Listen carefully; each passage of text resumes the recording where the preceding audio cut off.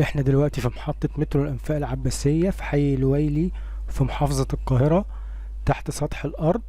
أهي العباسية محطة المترو تحت سطح الأرض أهو. أدي محطة المترو في حي الويلي، محافظة القاهرة أهو. ده تحت سطح الأرض. عاوزين نعرف فوق سطح الأرض في إيه أهو.